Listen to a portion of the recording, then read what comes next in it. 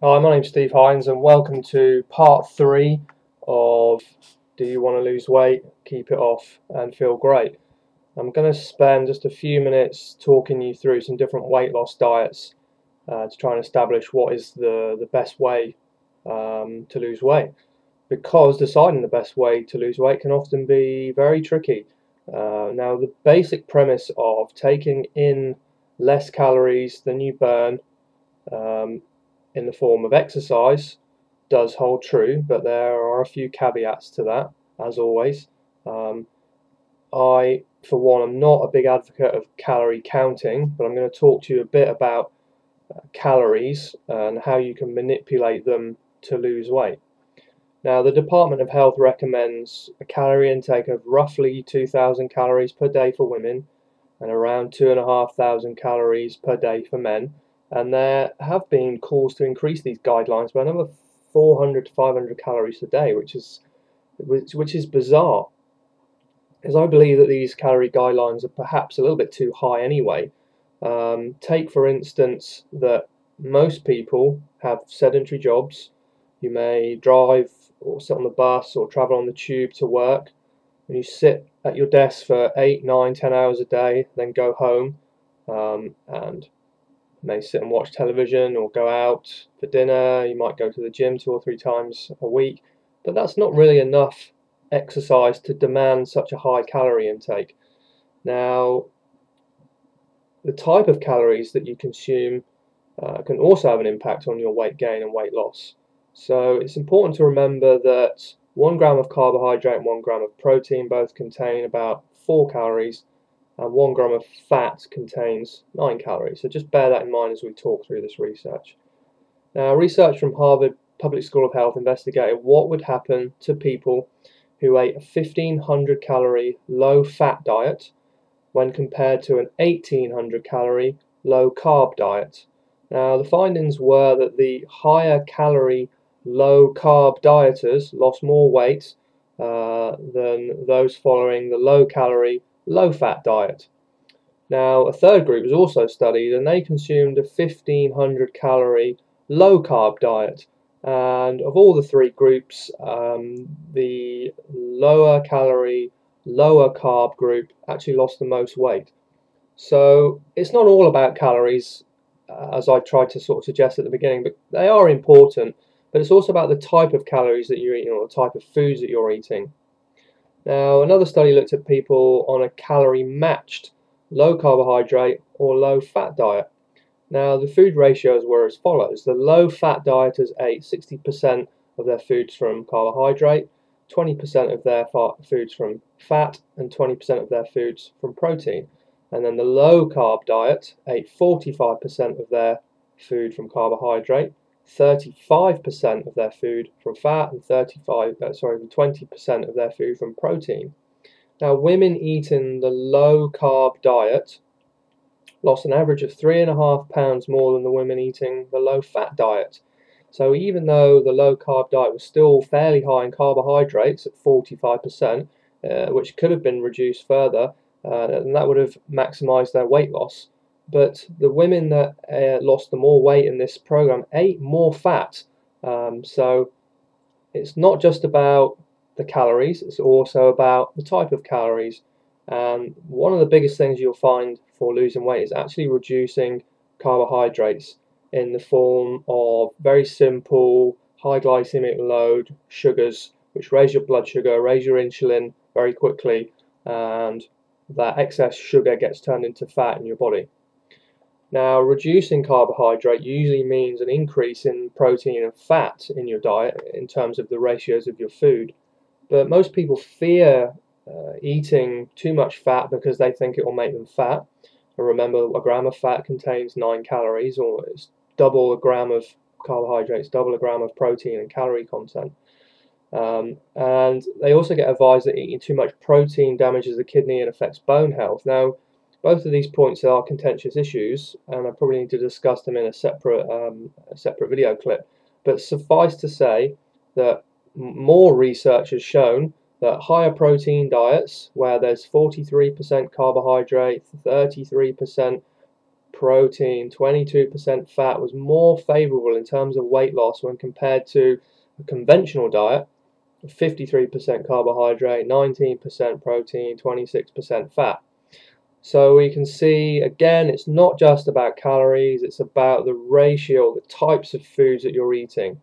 And furthermore, the prestigious Journal of the American Medical Association has also reported that low glycemic load diets help reduce insulin, triglycerides, and aid weight loss in overweight and obese individuals.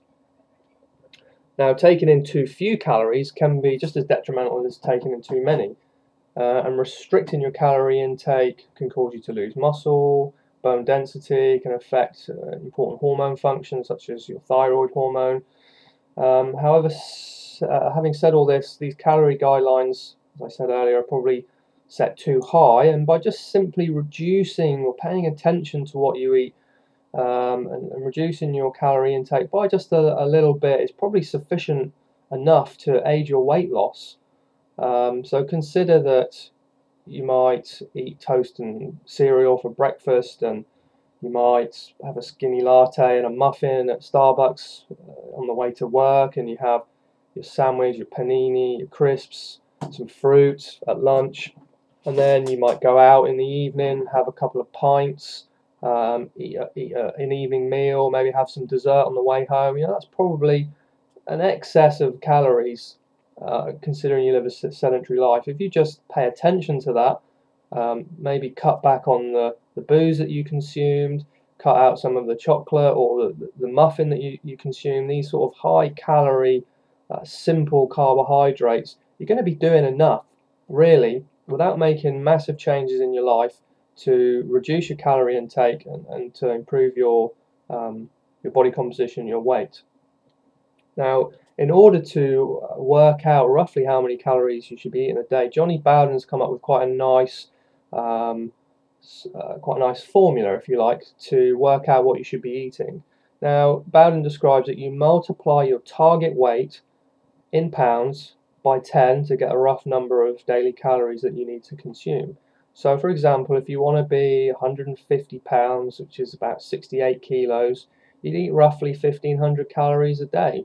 Now, if you're fairly sedentary, that's going to be enough to see you through. You don't. This is for a female, for example. You don't need to eat 2,000 or more calories, and the vast majority of those calories should come from lower carbohydrates, slightly higher protein, slightly higher fat diets. So how do you do this? So for some of you, working out calories and ratios of food can be just too complicated. So how do you work out a good weight loss diet? Well, I'm going to just give you a very basic suggestion.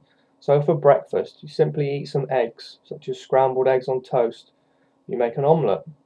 You put some tomatoes and spinach and mushrooms in the omelette. Or you eat some plain yogurt with some berries. Or you just eat a bowl of muesli or porridge. Okay, that's your breakfast. You can have a coffee, you can have a cup of tea, some water. That's no problem. Now, for your main meals, you aim to eat one portion of animal protein at lunch and one portion of animal protein at dinner, such as a fillet of fish, a small chicken breast, a homemade turkey burger, a homemade beef burger, a small steak. This will give you between 200 and 300 grams of protein a day, which is sufficient. Now, if you're a vegetarian, you're going to need to think about eating some eggs. Or some vegetarians will eat dairy and they'll eat fish. Or you'll need to eat some tofu and combine some whole grains, beans, legumes and nuts. And with that source of protein, you aim to eat lots of non-starchy vegetables such as broccoli, cabbage, onions, asparagus, but few, if any, starchy vegetables such as potatoes, sweet potato, corn. And if you like some servings of grains, then that's fine. Eat very small servings of brown rice, quinoa, but I would generally recommend avoiding gluten-containing grains such as pastas and spaghettis, etc. Now, how do you visualize this? Well, it's simple. First of all, use smaller plates because you'll put smaller portions on the smaller plates, and visually divide your plate into 1/2 and 2/4. Now, the half should be filled up with these non-starchy vegetables and salads, A quarter should be filled up with a good source of animal protein, fish, eggs, chicken, meat, and then the other quarter can be filled up with a small serving of starch, which might be your quinoa or your beans or your sweet potato. If you base your lunches and your dinners around this food plate, you're going to make significantly better choices. You're going to reduce your calorie intake, and you're going to be eating this lower carbohydrate or low glycemic load, higher protein, higher fat diet, which has been scientifically proven to improve weight loss. Now, some people may or some people may not need to snack through the day. If you eat a good breakfast and your appetite is satiated up to lunch, you don't need to snack. And similarly between lunch and dinner. However, others might find they're a little bit peckish mid-morning or mid-afternoon, so that would be where you would snack. And some basic guidelines for snacks would be to aim to eat a piece of low glycemic load fruit, such as an apple or a pear, a couple of plums, a small handful of berries, and to combine this with some nuts or some seeds, for instance. Or you could also have some vegetable crudités with some dips, with some bean dip, or with some hummus or some tahini. But what you want to do is be ditching the bread, the pasta, and obviously all the sort of starchy junk foods, chocolates and sweets and muffins and donuts, if you're really serious about wanting to lose weight. Okay, so I hope you've enjoyed this series of wanting to lose weight, feel great, look great, put the information into practice. If you want some more information on weight loss diets, how to be healthy, visit www.peakxvfitness.com. You can download a free Weight Loss Secrets Revealed report. You'll find a whole host of different information, and you can follow us on Facebook and you can follow us on Twitter.